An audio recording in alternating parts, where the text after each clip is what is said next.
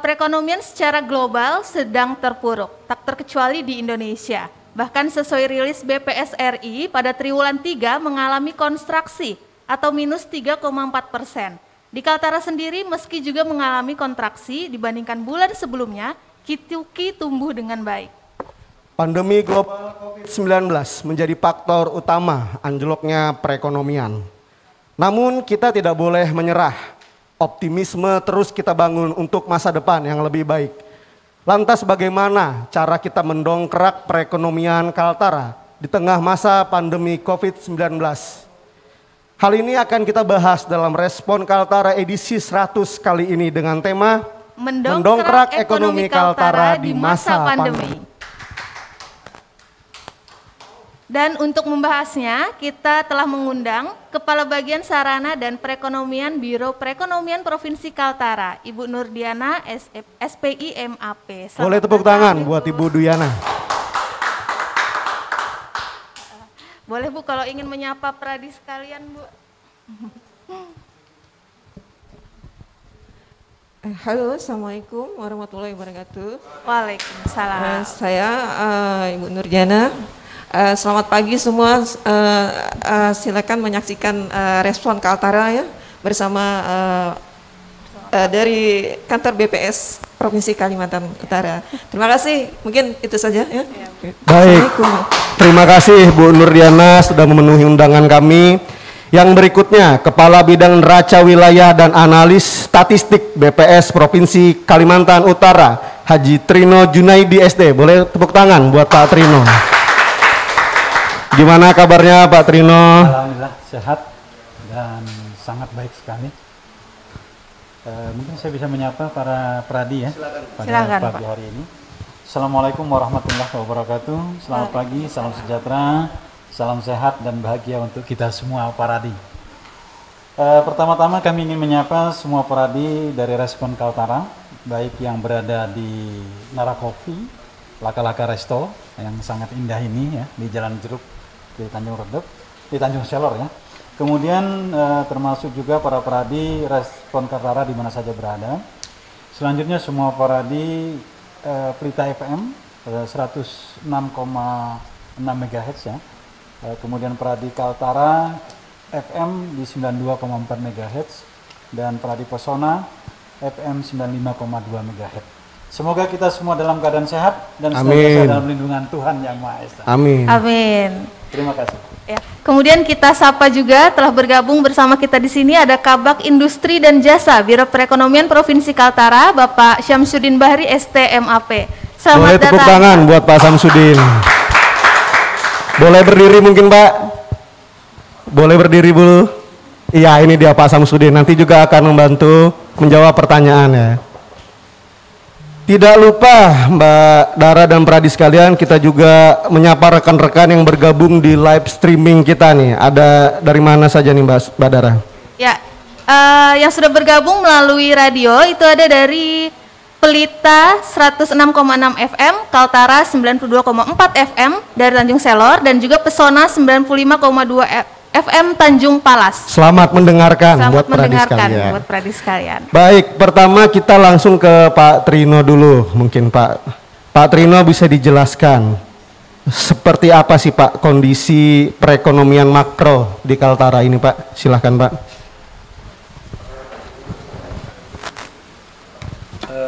Pertama-tama saya akan menjelaskan beberapa kondisi perekonomian di provinsi termuda di Republik kita. Para pradi yang kami hormati, bercermin dari pengalaman kami dalam mengumpulkan, mengolah dan menyusun serta menganalisis dan merilis angka pertumbuhan ekonomi baik secara maupun triwulan yang sudah kita saksikan bersama, dan melihat kebutuhan kita bersama untuk membangun solidaritas kita. Tentang PDRB triwulanan di tahun 2020.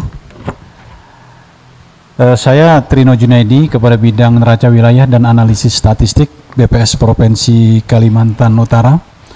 Dalam kesempatan ini berinisiatif ya untuk menyampaikan berbagai bahan masukan terkait dengan pertumbuhan ekonomi kita. Yang pertama, bahwa perekonomian Kaltara di tahun 2020 ini, Bapak Ibu, sebagaimana kita ketahui bersama, ada mengalami beberapa keterpurukan seperti itu. Bukan hanya di provinsi kita yang termuda saja, bahkan hampir semua provinsi di Republik ini juga mengalami masalah ini, yaitu adanya pandemi COVID-19 ya. Tentu pandemi ini sedikit banyaknya berimbas kepada perekonomian kita. Tetapi ada beberapa lapangan usaha yang memang tidak terimbas pandemi ini, tetapi ada juga beberapa lapangan usaha yang memang terimbas langsung terhadap pandemi ini. Kita bersyukur di Kalimantan Utara ini, pertama untuk lapangan usaha di pertanian, ini rata-rata tidak banyak atau bahkan tidak terimbas dengan perekonomian, dengan pandemi ini.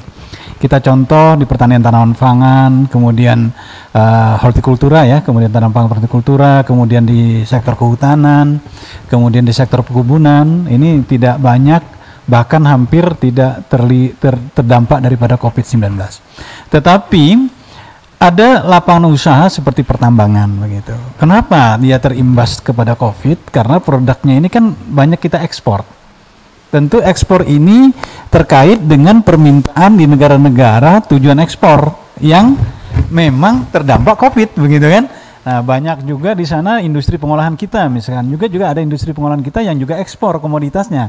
Ini banyak restoran atau rumah makan yang besar-besar di negara-negara tujuan itu kan pada tutup nih, pandemi COVID-nya tutup, sehingga jadi permintaannya juga akan mengalami pengurangan seperti itu. Kemudian di kategori akomodasi, nah ini juga cukup terdampak ya. Kita tahu bahwa wisatawan yang masuk ke Kalimantan Utara kan gitu juga tertahan begitu kan. Nah, jadi wisman kita juga mengalami penahanan. Kemudian selain akomodasi juga penyediaan makan minum. Nah, kita tahu bahwa di Triwulan 2 itu kata kuncinya, di Triwulan 2 kemarin itu adalah kata kuncinya pembatasan ya, PSBB. Sedangkan di Triwulan 3 ini kata kuncinya adalah relaksasi ya. Nah, jadi kalau di Triwulan 2 kita tahu kalau kita makan di rumah makan itu kalau bisa tidak makan di tempat gitu ya. Jadi take and away, jadi dibawa pulang begitu. Ini juga sedikit juga berpengaruh juga begitu ya. Nah, tapi di relaksasi di Triwulan 3 ini sudah mulai agak terbuka, kita bisa makan di tempat. Kemudian kita tidak artinya bisalah berkumpul tapi dengan tetap pembatasan begitu ya. Jadi relaksasi.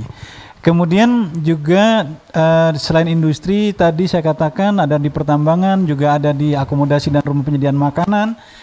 Kemudian juga terdampak di transportasi. Kita cukup banyak yang di transportasi ini, bahkan penerbangan tidak jalan gitu ya. Jadi pesawat-pesawat kita juga terbatas sampai sekarang masih ada pembatasan pesawat gitu. Kadang-kadang terbang, kadang tidak kalau tidak memenuhi penumpangnya yang cukup. Nah inilah terdampaknya. Kemudian perlu kita ketahui bahwa di Triwulan ketiga ini secara year on year begitu. Jadi PDRB itu menghitungnya ada beberapa pendekatan, Mas. Pertama, pendekatan kita tentang berlaku dan atas dasar harga konstan. Ini pendekatan. Kalau berlaku itu produknya sekarang di Triwulan 3 harganya Triwulan 3 juga. Kalau konstan itu produknya di Triwulan 3 tapi harganya adalah tahun dasar 2010. Kenapa seperti ini? Karena untuk menghitung pertumbuhan ekonomi tentu kita harus memilangkan faktor pengaruh harga. Jadi betul-betul produksi yang terlihat seperti itu. Nah, pada triwulan ketiga kita juga sudah melihatkan ada key to key, artinya kuartal to kuartal, artinya kuartal 3 dibanding kuartal 2 gitu. Atau kalau mau lihat triwulan 2 berarti kuartal kedua dibanding kuartal 1. Nah, kuartal ini artinya 3 bulanan, Mas. Jadi Januari, Februari, Maret itu namanya kuartal 1. Dan kita rilis 35 hari setelah berakhirnya bulan Maret. Jadi kalau kita melihat 31 Maret, kita akan rilis nanti di 5 Mei, 35 hari. Nah, 35 hari ini termasuk rilis yang paling tercepat di dunia. Di dunia, Pak. Di dunia ya. Australia aja itu masih 40 hari setelah berakhirnya triwulanan. Amerika Serikat masih 45 hari bahkan. Jadi kita 35 hari. Nah, pada triwulan 3 ini adalah Juli, Agustus, September. Ya kan, Juli, Agustus, September. Kita rilis kemarin di tanggal 5 November. Di mana secara Q2Q, kuartal, triwulan 3 dibanding triwulan 2 itu tumbuh 2,99%. Luar biasa ya. Kemudian secara year on year, artinya triwulan 3 2020 dibanding triwulan 3 2019. Kita kemarin memang terkontraksi, ya ada kontraksi ekonomi sebesar minus 1,46. Nah, kalimat kontraksi ini juga perlu kita sampaikan kepada Pradi ya. Apa itu kontraksi? Karena kadang-kadang Pradi juga berpikir kontraksi itu kan bahasa kesehatan, Bapak Ibu ya. Ya, orang yang mau melahirkan. Apa artinya kalau kita googling gitu? Kontraksi itu adalah pengendukan dan pengencangan otot rahim kan begitu ya. Ya, untuk mengeluarkan kelenjar itu mengeluarkan antitoksin seperti itu kan gitu. Tetapi dalam ekonomi secara dunia disebutlah kontraksi ekonomi, Mas. Kontraksi ekonomi artinya di mana suatu kondisi pertumbuhan ekonomi itu turun atau minus cukup dalam. Nah, itu disebut kontraksi ekonomi. Jadi begitu. Jadi pertumbuhannya mengalami minus ya, minus. Tetapi kalau kita melihat angkanya, Mas, angka minusnya, triwulan 2 itu kan 3%-an minusnya. Nah, triwulan 3 kita minusnya cuma 1,46. Artinya di Kaltara sudah ada recovery, perbaikan, pemulihan ekonomi itu terjadi. Kalau kita lihat di beberapa provinsi di Indonesia itu bahkan lebih dalam lagi di triwulan 3. Ya, di Pulau Kalimantan saja kalau kita melihat di 5 provinsi itu teman-teman di Pulau Kalimantan itu kisaran minusnya kisaran 4%. 4,46, 4,41 begitu ya. Kalimantan Timur juga sebagai saudara tertua kita itu masih 4,46% minusnya, minus pertumbuhan ekonomi. Sementara kita di Kaltara paling dangkal minusnya, Mas, 1,46. Nah, kalau menurut analisa dari BPS, Pak, apa yang membuat Kaltara bisa sedemikian baik? Bisa seperti ini. Nah, yang penting pertama adalah memang kita didominasi oleh tadi pertambangan ya, memang dominasi pertambangan. Tetapi kita juga bisa melihat PDRB itu kita keluarkan dari pertambangan. Kalau kita ingin melihat real Kalimantan Utara, ternyata kita positif 0,76, Mas. Kalau kita keluarkan lapangan usaha pertambangan, karena pertambangan ini kan agak susah disentuh nih. Dia kan ada campur tangan negara tujuan ekspor ya, ada campur tangan. Kita kan nggak mungkin sampai ke sana kan gitu. Naikin dong harganya di sana, nggak mungkin kan, nggak mungkin seperti itu. Nah, kemudian apa yang terjadi sehingga kita recovery sangat cepat begitu di Kaltara? Satu, kalau menurut saya kita juga pertanian yang juga cukup mendorong ya, karena pertanian dalam arti luas ya, ada perikanan. Perikanannya ternyata perikanan tangkap juga bagus, kemudian budidaya. Ada perikanan termasuk rumput laut, Mas, yang juga booming. Nah, apalagi rumput laut ini ke depan bukan hanya kita bisa mengirim bentuk rumput lautnya yang sudah kering dalam bentuk industri, lebih cepat lagi mendorongnya gitu kan. Selain itu juga kehutanan, Mas. Kehutanan kita, kayu kita bukan berandalkan pada log saja, tetapi kita juga berandalkan dengan kayu hutan industri. Jadi ekaliptus kita gitu ya, sebagai bahan baku bubur kertas yang dikirim ke Pelalawan Riau dan sebagainya. Nah ini, jadi termasuk gagang-gagang stick gitu, stick golop, mungkin stick makan, itu kan dari kayu-kayu itu, Mas, sebenarnya kalau kita tahu. Nah kemudian apalagi kalau nanti daunannya bisa kita diproses menjadi minyak ekaliptus ya, lebih bagus lagi begitu. Nah jadi itu yang mendorong di pertanian. Kemudian di industri, Mas, memang belum recovery 100%. Ya, akibat tadi ada yang dirumahkan, kemudian mesin ada yang tadinya ada punya mesin kapasitasnya produksinya misalkan 90 meter kubik per jam, mungkin hanya baru 60 begitu ya. Kemudian ada juga proses negosiasi begitu. Tetapi kita memang belum tune in kembali. Tetapi sudah ada rangkakan. Kemudian ada desakan, ini yang paling penting ini jawabannya. Ada desakan teman-teman di UMKM, kita harus beraktivitas ini, harus gitu loh. Jadi ada nilai semangat di sini, kemudian ada tidak hanya wait and see saja terus menerus, tetapi ada desakan dalam diri para pelaku UMKM kita, para pelaku industri kita untuk, ya kita harus bergerak ini. Ini ada peluang kok sebenarnya. Hanya perlu sentuhan-sentuhan. Nanti akan saya jelaskan lebih detail, Mas. Oke. Jadi karena ada desakan tadi, ada semangat akhirnya untuk bangkit. Betul sekali. Dan alhamdulillah ya perekonomian di Kaltara ini sudah perlahan-lahan mulai membaik begitu ya Pak. Nah, kepada Ibu Nurdiana ya Bu, tadi sudah dijelaskan bahwa perekonomian di Kaltara mulai membaik. Lalu apa saja upaya pemerintah atau kebijakan khusus yang telah dilakukan selama ini gitu Bu untuk upaya percepatan pemulihan ekonomi tersebut? Terima kasih. Terkait dengan kebijakan pemerintah ya di bidang ekonomi di masa pandemi ini, di mana kita ketahui bahwa pandemi ini bukan cuma melemahkan ekonomi Indonesia bahkan dunia, seterusnya berdampak kepada Provinsi Kaltara itu sendiri. Tapi alhamdulillah sebagai provinsi termuda, kita masih bisa bertahan dengan di mana dapat tadi kita lihat angka pertumbuhan ekonomi kita sebesar 2,99 ya Pak ya, untuk triwulan 3 ya, itu lebih tinggi dibanding triwulan sebelumnya.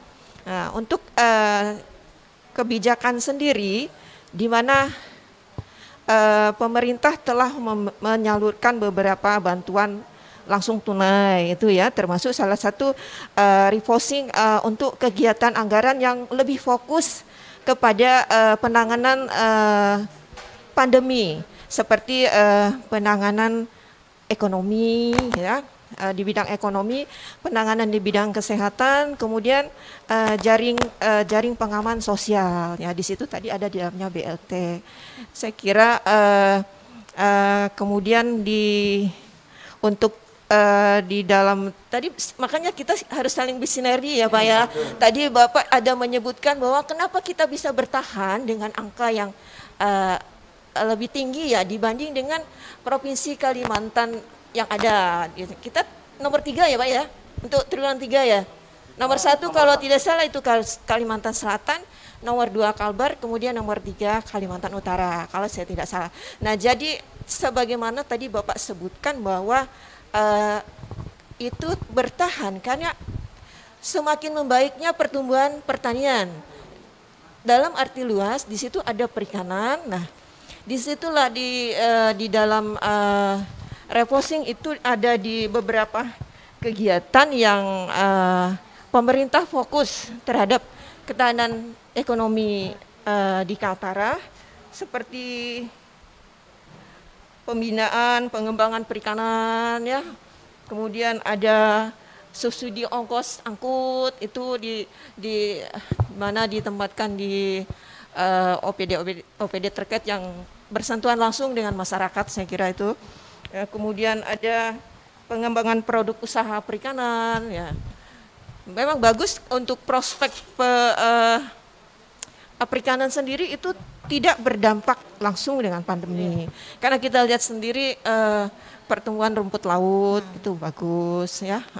UKM juga semakin malah mungkin menjadi apa ya? Menjadi lebih kreatif. Menjadi gitu, lebih ya? kreatif dan inovatif ya. Jadi saya kira tadi kebijakan itu selain refocusing yang terkait dengan anggaran, ya pemerintah juga terkait dengan itu pemerintah juga melakukan langkah-langkah konkret ya. Ini pernah terjadi di saat ini di perbatasan ya, contoh saja ini ada di perbatasan di Krayan dan Sarawak saat itu di mana pintu perdagangan kita ditutup, maka pemerintah kita, Pak Gubernur saat itu melakukan kebijakan upaya untuk melobi pihak luar, kemudian untuk membuka kembali pintu perdagangan kita. Alhamdulillah di bulan Mei itu kembali terjadi transaksi perdagangan antar perbatasan ya, antar Krayan dan Sarawak. Saya kira mungkin itu ya. Kemudian Bu Nurdiana, kalau untuk sektor investasi kita sendiri seperti apa Bu? Apakah terdampak juga? Kemudian langkah-langkah yang kita lakukan untuk perbaikan ini apa Bu? Saya kira kalau untuk investasi sendiri, kita jangan melihat itu investasi cuma dari luar. Nah, investasi UKM juga itu investasi. Jadi tidak terlalu berdampak signifikan ya terhadap investasi yang ada. Malah kemarin saya sempat mengikuti ada investor yang begitu getolnya. Sebelumnya sudah masuk. Nah, kemudian kemarin juga meyakinkan bahwa mereka ingin sekali berinvestasi di tempat kita. Mungkin dilihat dari angka pertumbuhan ekonomi itu tadi. Jadi semuanya berdampak ya. Kalau ekonomi kita bagus, ya berdampak dengan investor tadi. Jadi saya kira itu tidak terlalu signifikan ya. Baik, terima kasih Bu penjelasannya. Kita boleh kasih tepuk tangan dulu untuk Pak Trino dan Bu Nurdiana. Ya, tadi sudah dijelaskan mengenai kondisi ekonomi di Kaltara dan juga upaya-upaya pemerintah yang telah dilakukan selama ini ya Mas Aulia. Ya Pradi sekalian, nanti akan kita sambung lagi, kita break dulu sejenak, jangan kemana-mana, tetap di Respon Kaltara.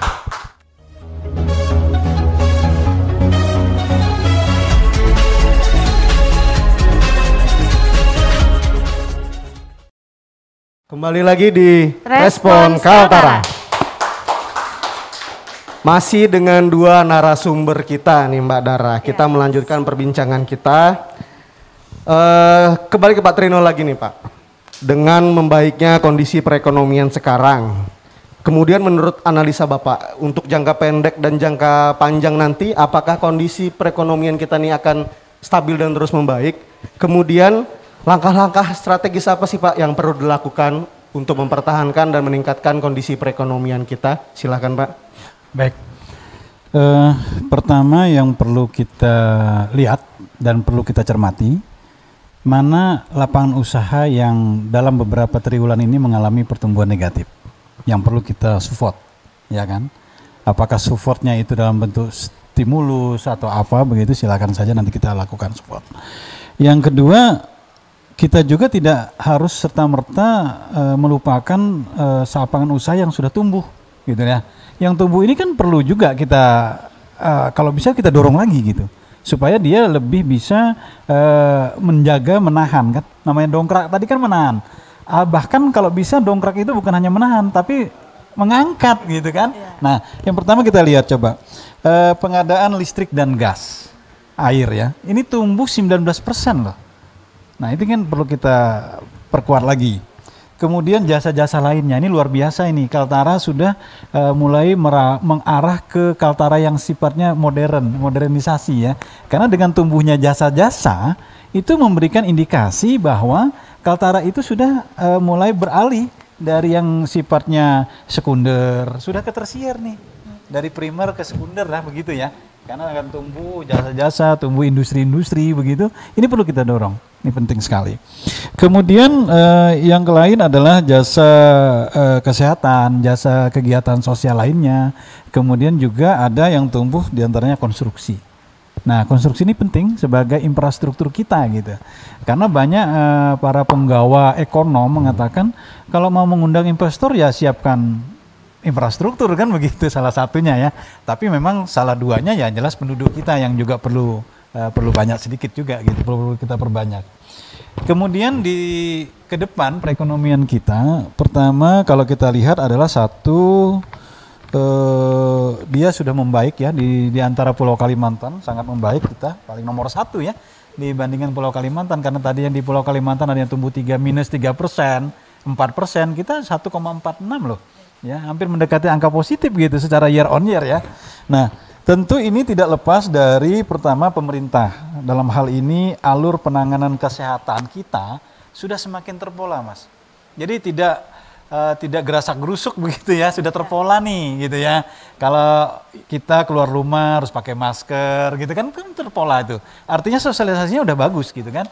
Nah, tinggal kita terus kembangkan. Kemudian bantuan sosial ya, bansos yang dari pemerintah ini sudah semakin deras mengalir dan lancar gitu. dengan lancar sekali ya. Tentu kelancaran ini juga harus diantisipasi oleh aparatur di bawahnya yang juga siap dengan administrasi. Ya kan, siap, jangan sampai begitu dikucurkan cepat, begitu deras dengan ada beberapa relaksasi begitu kebijakan, kita sewena-wena gitu, jangan boleh juga, berarti harus menyiapkan gitu administrasinya untuk dokumentasi dan sebagainya supaya lebih bagus lagi ya kan begitu. Kemudian tepat sasaran juga Mas dalam penyaluran bansosnya. Kemudian masyarakat secara luas kalau kita lihat dari berbagai survei sudah saling membatasi penularan. Ya, kayak physical distancing kita di Laka-Laka ya, semua masyarakat tanpa diberikan aba-aba, tanpa diberikan instruksi, ya kan? Ya. Kalau kita lihat di rumah-rumah ibadah kita, gitu semua sudah melakukan itu. Jadi sudah artinya masyarakat kita secara luas sudah saling membatasi penularan. Kemudian ada kebutuhan untuk menggerakkan mesin ekonomi semakin mendesak tadi saya untuk kehidupan. Ya. Jadi mesin-mesin ekonomi kita sudah mulai bergerak. Nah itu yang menunjukkan bahwa kita ke depan sudah seperti itu. Kemudian yang paling penting lagi kita juga tahu bersama bahwa saya hanya mencoba memberikan tips saja Mas sebenarnya. Peran saya adalah pertama, kalau ekonomi kita ingin lebih bagus ke depan gitu, di triwulan 4 nih di masa pandemi ya, pada masa Covid, kita nih kan tidak tahu pandemi ini kapan berakhirnya kan nggak tahu kita, ya kan? Apakah Desember nanti berhenti, apakah Desember 2021 begitu kan? Pertama yang perlu diperhatikan adalah segeralah beradaptasi. Segeralah beradaptasi. Pertama, segeralah beradaptasi. Semua masyarakat, komponen masyarakat, pelaku ekonomi segera beradaptasi. Apa yang kita adaptasi? Ya beradaptasi dengan situasi ini gitu, situasi new normal ini begitu. Bagaimana kita beradaptasi dengan cara berkomunikasi kan gitu kan? Cepat beradaptasi, jangan berarti kita diem saja gitu, tidak berkomunikasi. Jadi beradaptasi. Kemudian belajar, kita perlu beradaptasi. Teman-teman kita yang sekolah SD, SMP, yang kuliah kan perlu beradaptasi juga ini. Bagaimana beradaptasi di masa pandemi kan begitu. Kemudian berbisnis, ini yang paling penting, berbisnis. Kita juga beradaptasi di bisnis. Jadi jangan takut kita tinggal di dalam gang. Kita nggak bisa nih, kita nggak punya toko, kita nggak punya ruko gitu, ya kan? Tapi cobalah beradaptasi, ini kesempatan loh, ini peluang. Tentu ada sentuhan teknologi. Nah teman-teman milenial nih, ya kan? Ini yang sudah punya potensi memiliki modal pengetahuan teknologi informasi. Ayo kita menjadi entrepreneur gitu. Menjadi marketing yang luar biasa di Kaltara, ya kan? Banyak produk kita yang bisa kita pasarkan. Nah, kalau kita genjot industri pengolahan sebanyak-banyaknya, maka produksinya kan berlimpah tuh. Tentu karena penduduk kita masih sekitar 700-an ribu, mungkin tidak semua bisa menyerap kan? Tentu ada ekspor, harus ekspor kan? Ekspor itu bukan harus ke luar negeri loh. Ekspor ke Kalimantan Timur, ekspor ke Jawa Tengah, ke Jawa Timur, begitu ekspor juga namanya. Nah tentulah teman-teman di milenia ini yang sudah memiliki potensi modal pengetahui teknologi informasi, ayo inovasi dong, kasih sentuhan gitu ya. Nah jadi sehingga semua industri-industri rumahan itu tersentuh, terbawa gitu loh. Nah ini jadi kita, walaupun kalau kita lihat secara struktur, tadi ada 4 sektor ya, 4 sektor itu pertambangan, konstruksi, pertanian, perdagangan itu sudah 68% menguasai ekonomi kita. Ada 28% yang di luar itu termasuk dari jasa-jasa dan sebagainya. Ayo, mari kita dorong itu.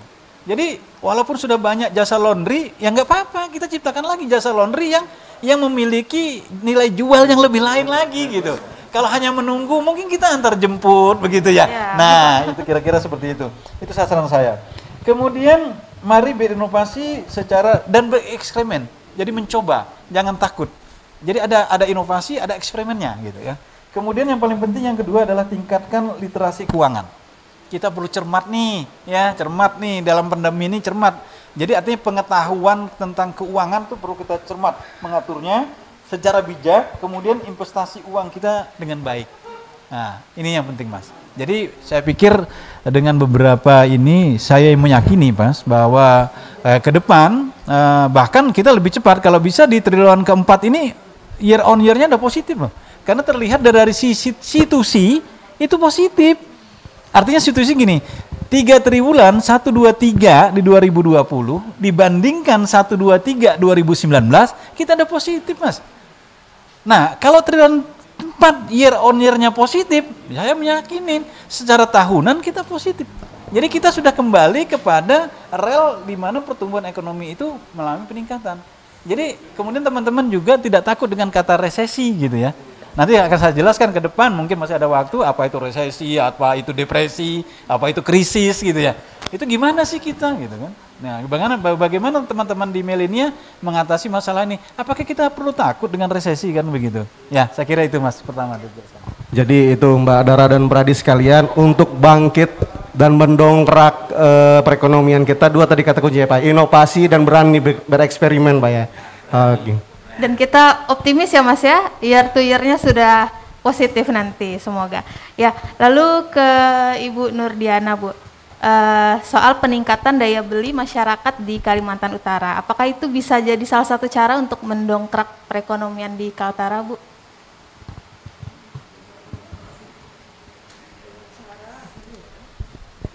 Terima kasih.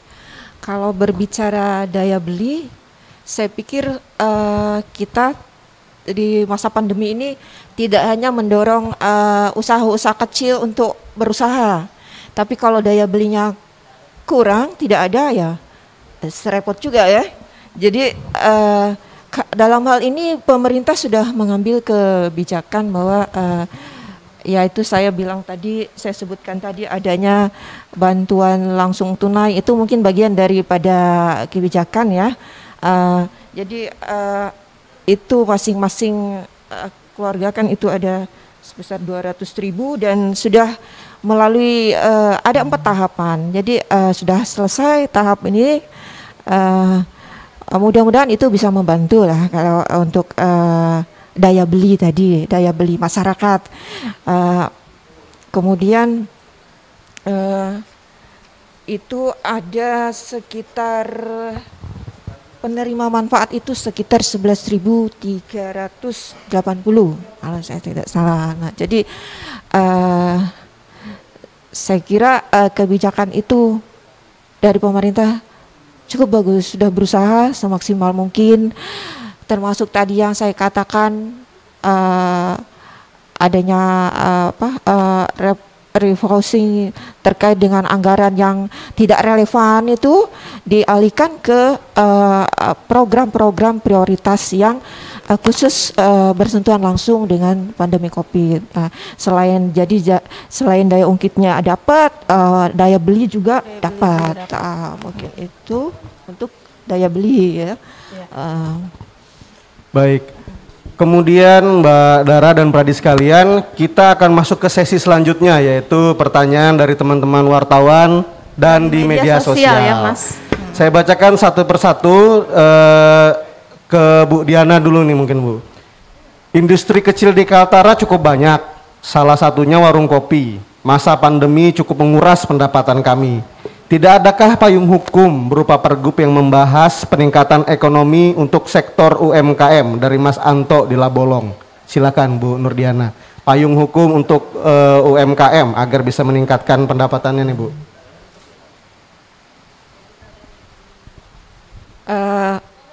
Terima kasih Pak Edi ya, tadi pertanyaannya. Jangan lupa tadi kita bersama Kabak Industri dan Jasa, beliau menangani bagiannya ada ya, jadi saya nanti mengambil semua. Ya. Terima kasih. Jadi kita bisa dibantu ke Pak Samsudin ya, untuk UKM ya. Nanti saya bahas yang selanjutnya. Terima kasih. Iya Pak Samsudin, yang ditanyakan apakah ada payung hukum untuk UMKM nih Pak untuk mendongkrak perekonomian mereka? Silahkan Pak. Ya, terima kasih atas pertanyaannya. Terkait dengan payung hukum, sebenarnya pemerintah Provinsi Kalimantan Utara itu telah mengeluarkan peraturan gubernur nomor 33 tahun 2020 tentang pedoman adaptasi kebiasaan baru dan penerapan disiplin menuju masyarakat produktif dan aman COVID-19. Artinya apa? Sebenarnya kalau kita lihat perekonomian ini kan seperti kendaraan yang sedang berjalan sebenarnya. Artinya kita di situ ada rem, kemudian ada gas. Kalau kita rem artinya kendaraan terus berjalan, kemudian ada pedal rem itu untuk menyetop kendaraan yang sedang berjalan ini. Di masa pandemi COVID-19 ini, dengan pembatasan sosial masyarakat tentu akan memperlambat laju kendaraan perekonomian Kaltara. Nah, ini bagaimana solusi biar kendaraan perekonomian ini tetap berjalan? Tentu pemerintah sudah mengambil langkah-langkah yang tadi saya sebutkan di Pergub nomor 33 tahun 2020 itu. Artinya kita bagaimana tetap beraktivitas, cuma dengan aktivitas ini tetap berjalan, kita tetap menerapkan protokol kesehatan sehingga laju pertumbuhan ekonomi kita juga tetap berjalan. Semua mesti dipikirkan, kesehatan, kemudian ekonomi tetap berjalan seperti yang kita harapkan. Terkait itu, kalau kita melihat juga dengan kondisi sosial di masyarakat di triwulan 3 kemarin, memang kita dalam new normal ini sudah lebih leluasa, tentu dengan menerapkan protokol kesehatan yang 3M tadi, seperti menjaga jarak, kemudian mencuci tangan, kemudian memakai masker. Saya pikir itu dari kami. Ya, jadi salah satu payung hukum yang membantu juga adalah masa new normal tadi, Pak ya. Jadi tetap bisa beraktivitas namun tetap mematuhi protokol kesehatan. Dari Bu Nurdiana ada tambahan? Mungkin saya menambahkan, Pak, tadi saya paham apa yang dimaksud dengan semakin menjamurnya kafe-kafe, itu saya apresiasi ya dengan pelaku usaha UKM karena saya melihat sendiri begitu anak-anak muda kreatif di tengah pandemi, di mana kita merasa susah untuk mencari, mereka malah bersemangat untuk membuka kafe karena modalnya sedikit, modalnya tidak besar tapi hasilnya lumayan. Karena kita lihat-lihat kayaknya sekarang ini orang senang di tempat yang terbuka gitu, ya mungkin murah meriah tapi perputarannya ada terus, gitu ya. Jadi mungkin yang kalau untuk payung hukum, jelas kalau ini payung hukum ini ya pasti kaitannya mungkin dengan modal. Kalau modal pasti harus ada ya persyaratan itu tadi tetap harus ada. Jadi mungkin nanti ke depannya ada persyaratan tapi dipermudah. Ini buat masukan kami juga ya Pak ya. Itu tadi buat pelaku-pelaku usaha. Saya senang, saya bangga karena jiwa saya juga seperti itu. Iya, mungkin itu masukan saya melengkapi jawaban dari Pak Sam selaku Kabag Injas. Terima kasih. Baik, terima kasih Bu Nurdiana dan Pak Syamsuddin. Ya, itu tadi jawaban dari pertanyaan Pak Anton ya Mas Aulia. Lalu ini ada juga dari Mas Muhammad di Kampung Arab. Katanya Bu, sektor apa saja yang menjadi penopang ekonomi di masa pandemi selain UMKM dan pemberian BLT tadi? Karena BLT tersebut untuk meningkatkan daya beli masyarakat menengah ke bawah, lalu bagaimana dengan masyarakat menengah ke atas? Begitu pertanyaannya Bu.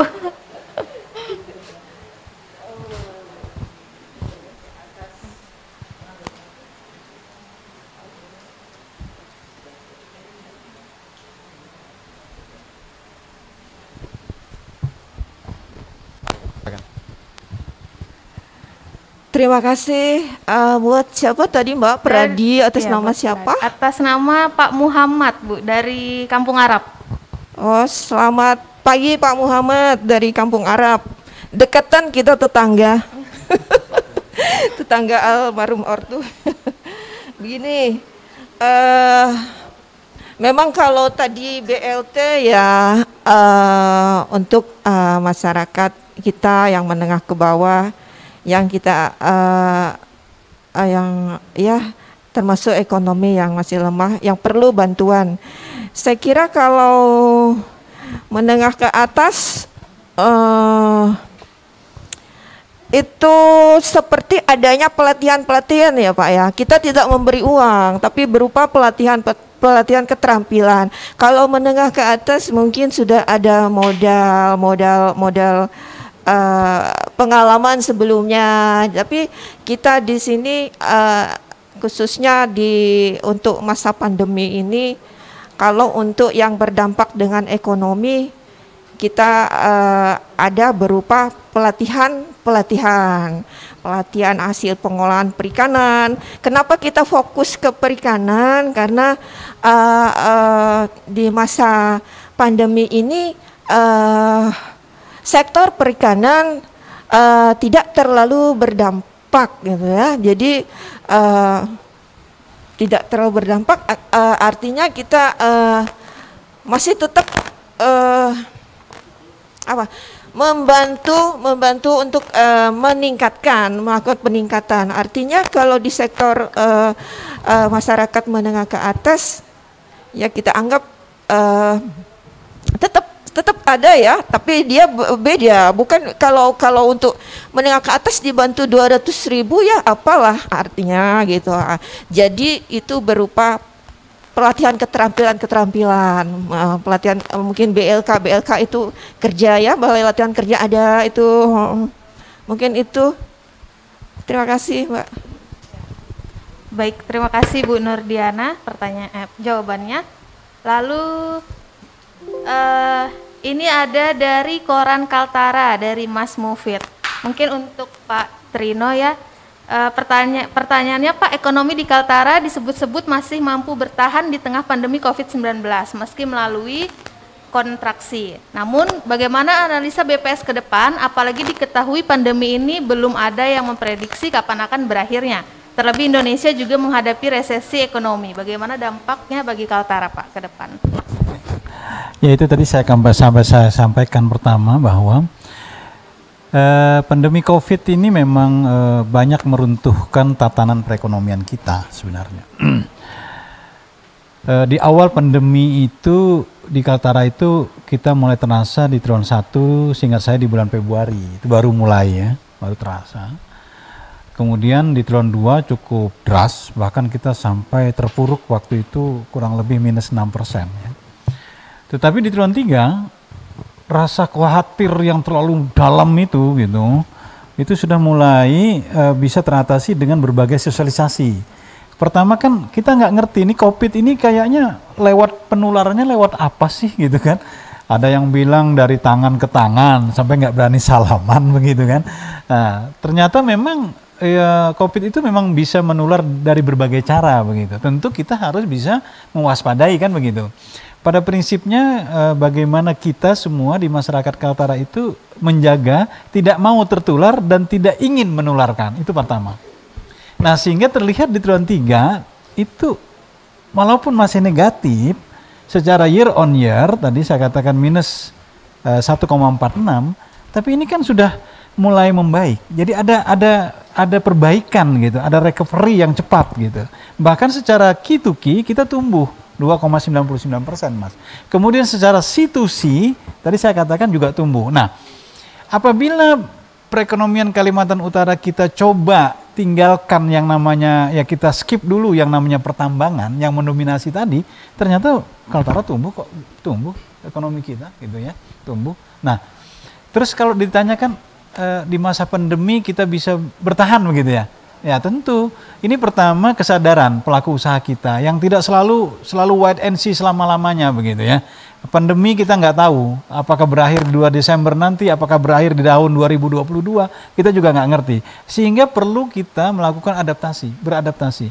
Bukan berarti beradaptasi itu kita berdamai, tidak. Tetap beradaptasi itu pengertiannya bukan selalu berdamai dengan COVID, Mas. Mungkin belum tentu kita mau berdamai, COVID-nya juga belum tentu mau berdamai kan. Tapi maksudnya beradaptasi itu ayo kita lakukan. Kita sebagai pelaku ekonomi, ayo kita buat aktivitas gitu.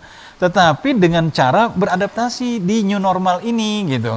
Kita boleh berkumpul, mungkin jaga jarak. Kemudian kita boleh berkumpul dengan menggunakan masker dan sebagainya begitu. Tentu pengetahuan masker ini perlu kita tambahkan sosialisasinya, Mas.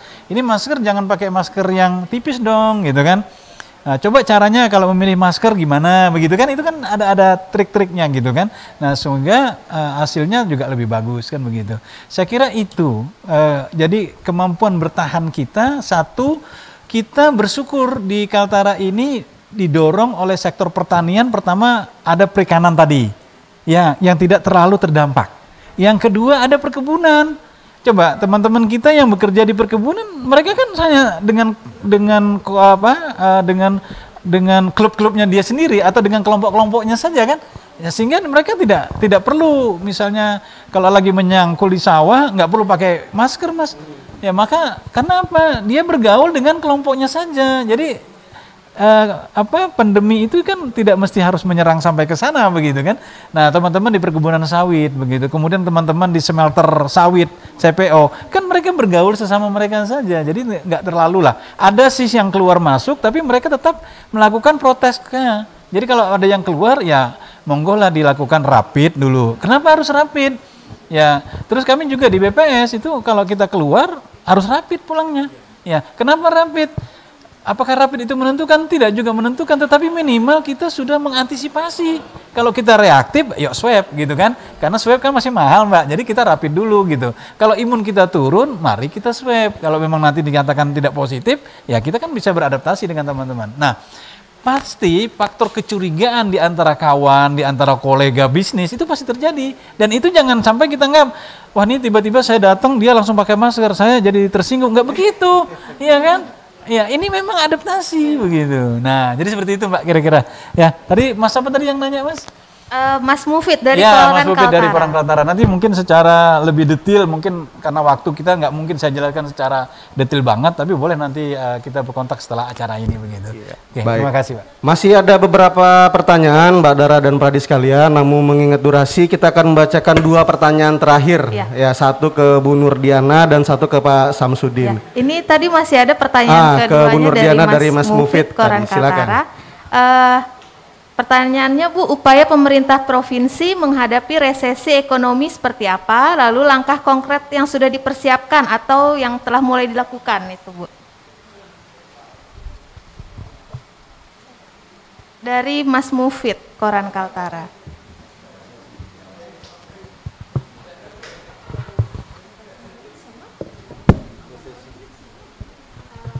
Iya, upaya untuk menghadapi resesi ekonomi seperti apa? Terima kasih Pak Mufid atas pertanyaannya. Kalau bicara resesi, saya sendiri mungkin juga kita semua jangan berharap ada resesi ya, semoga. Karena kalau melihat tadi apa yang telah disampaikan Bapak Trino dari BPS, itu peningkatan pertumbuhan ekonomi kita cenderung positif. Jadi kalaupun ada kontraksi tidak terlalu jauh, akan tetapi ada sektor-sektor lain yang masih tumbuh positif. Nah, tadi juga sudah disebutkan oleh Pak Trino. Jadi kalau untuk pemerintah sendiri, ya alhamdulillah kalau melihat pertumbuhan kita, sebagaimana kita provinsi yang termuda, kita patut bangga bahwa pertumbuhan ekonomi kita berada nomor 3 di Pulau Kalimantan. Itu sesuatu pencapaian yang luar biasa. Semoga terus naik lah, kita berharap begitu. Jadi terkait konkret ya Mbak, langkah konkret yang sudah dilakukan. Tadi sebenarnya saya sudah sebutkan Mas Mufid, pertama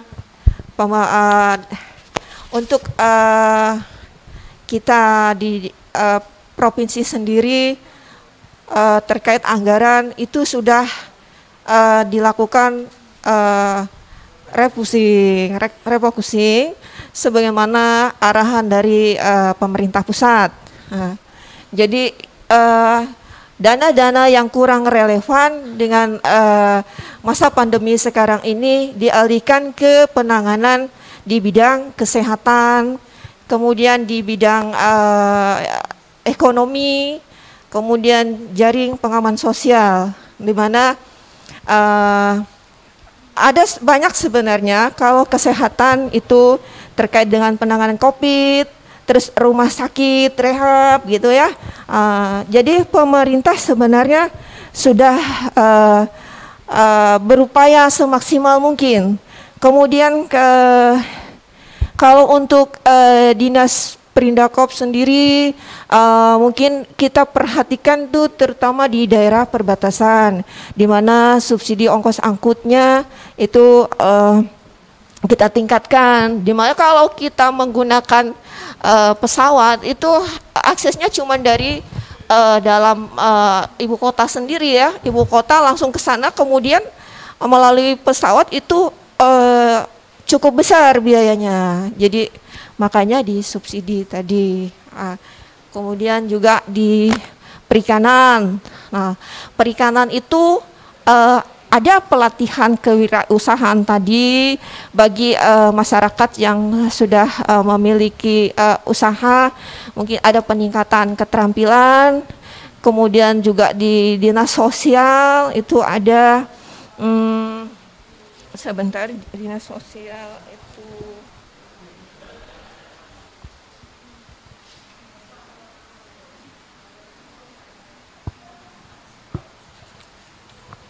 saya lupa ya, pengembangan penggalangan kemiskinan pada perikanan tangkap tadi juga sudah disebutkan dari Bapak BPS itu.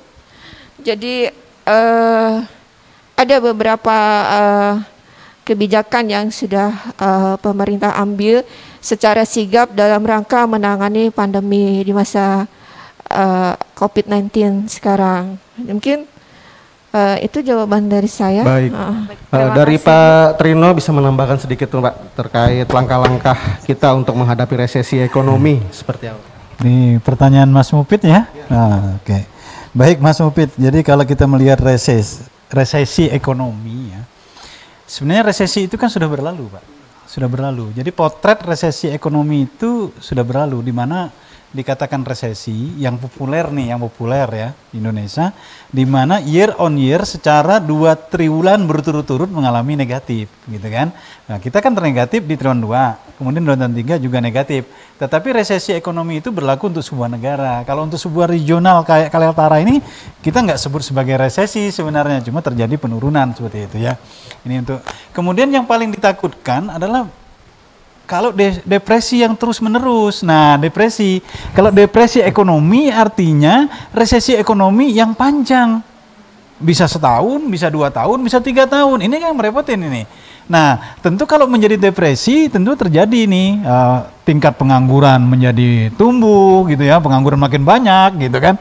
Kemudian pendapatan semakin menurun begitu kan. Nah, jadi kemudian ada istilah namanya krisis gitu loh.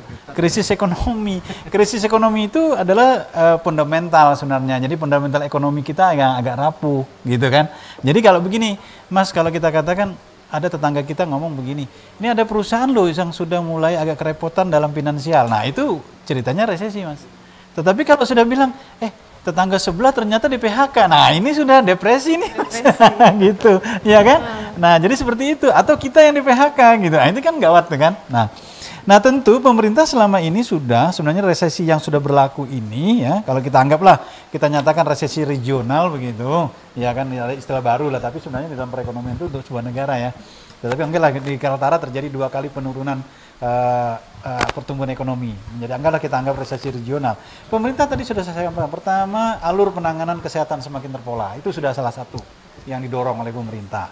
Kemudian bansos, ya kan, ADD, semua pada dicairin nih, ya kan. Nah, bahkan sampai triwulan 3 kemarin saya tercatat itu sudah 85%, Mas. Satu prestasi yang luar biasa, tidak pernah terjadi selama ini. Ya, biasanya kalau triwulan 3 itu kan maksimalnya 75%, Mas. Ini sudah tercairkan 85% di triwulan 3, luar biasa tuh. Pemerintah sudah menjadi lokomotif ekonomi ya, yang betul-betul mendorong begitu. Karena ekonomi kita kan tentu kalau para pebisnis atau pelaku usahanya mulai wait and see, lemah begitu, ada kelesuan, ini memang pemerintah sebagai lokomotif ekonomi yang mendorong. Kalau kita melihat gerbong gitu, lokomotifnya kan di depan tuh. Nah, kalau ini berjalan kenceng, ya udah. Nah, itu kemarin contohnya ya. Nah, kemudian ada lagi beberapa permasalahan memang ekspor kita gitu ya, perlu kita kencengin lagi gitu kan, recovery industri perlu kita tambah begitu. Yang tadi namanya juga dirumahkan misalkan, kan sudah enak tuh Mas dirumahkan ya, beberapa hari enak dirumahkan gitu. Ini dalam sisi bahasa yang lain ya. Tetapi begitu aktif kerja lagi kan tentu harus ada yang diperbaiki nih, ya kan, apa dan sebagainya begitu. Yang tadinya harus sekian ukurannya, sekarang kapasitasnya berapa kan begitu. Untuk kembali ke tune-in yang awal gitu. Nah, lagi-lagi menurut saya kembali kita segera beradaptasi di pandemi COVID ini. Seperti itu, beradaptasi, disentuh dengan teknologi informasi dan ada inovasi. Kira-kira seperti itu. Baik, boleh tepuk tangan dulu dong untuk kedua narasumber kita. Sebenarnya kami masih ingin menyambung pertanyaan, namun kembali lagi ternyata durasi kita sudah sangat terbatas. Betul, Mbak Dara dan Pradi sekalian. Jadi akhirnya tiba kita di penghujung kegiatan ini. Namun sebelum mengakhiri kegiatan ini, kita dengarkan dulu closing statement atau pernyataan penutup dari kedua narasumber kita mengenai tema kita, yaitu mendongkrak ekonomi Kaltara di masa pandemi. Saya mulai dari Bu Nurdiana untuk menyampaikan closing statementnya. Silakan Bu. Terima kasih Pak. Buat semua pradi ya, baik yang di sini di rumah ataupun di mana saja berada, mari kita saling bersinergi dalam menghadapi pandemi ini. Ini bukan cuman masalah pemerintah daerah sendiri, tapi masalah kita semua. Mari kita bersama-sama. Jangan lupa yang sekarang lagi ngetren ya, kalian ingat 3M, ingat pesan mama. Menggunakan masker, hand sanitizer, cuci tangan, jaga jarak ya. Jadi selama pandemi juga janganlah cepat berputus asa. Jadi tetap berinovasi, tetap berekspresi dengan karya-karyanya. Mungkin ada hikmah di balik peristiwa ini. Jadi tetap semangat supaya pertumbuhan ekonomi kita tetap dalam keadaan positif, tidak jomplang. Jadi kalau kita semangat, imun kita kuat, kita tetap sehat. Itu yang penting tadi ya, sehat dulu ya. Jadi kita bisa mencari nafkah kemana saja. Mungkin itu dari saya, dari kami. Terima kasih. Wassalamualaikum warahmatullahi wabarakatuh. Waalaikumsalam. Boleh tepuk tangan buat Ibu Nurdiana. Selanjutnya Pak Trino, silakan Pak. Baik, para prodi di mana saja berada. Pertama yang tidak boleh dilupakan tadi saya bilang adalah bagaimana kita beradaptasi di masa pandemi ini. Yang tidak boleh dilupakan itu. Kemudian yang kedua, mari kita tingkatkan literasi keuangan kita. Catatan yang paling terpenting di dalam triwulan 3 adalah di mana dimaksud triwulan 2 dan triwulan 3 di mana konsumsi pemerintah kita menunjukkan angka yang positif ya dalam perhitungan produk domestik regional bruto. Kemudian kategori daripada yang lain itu masih menunjukkan moderat yang positif tapi agak sedikit rendah. Yang paling penting juga di dalam hal bagaimana teman-teman pelaku usaha yang sekarang mungkin sudah tergerus modal ya. Modal pasti tergerus selama ini. Tentu dorongan bantuan support dari perbankan ya dan OJK penting di sini gitu. Kemudian yang paling penting dalam kesempatan ini kami mengucapkan terima kasih. Mohon maaf jika kami tidak maksimal ya. Dan mohon maklum bukan bermaksud kita mendoktrin atau mendekti. Kami hanya memberikan beberapa kisi-kisi, bisa juga pas, bisa juga tidak pas ya. Saya cuma mencoba mengisi kepakuman karena kelangkaan informasi yang sama-sama kita alami ya. Pertama, tetap semangat, salam hangat dan kompak dari kami bidang neraca wilayah dan analisis BPS Provinsi Kalimantan Utara. Terima kasih. Boleh tepuk tangan buat Pak Trino. Selanjutnya Pak Samsudin untuk menyampaikan closing statement, kami persilahkan.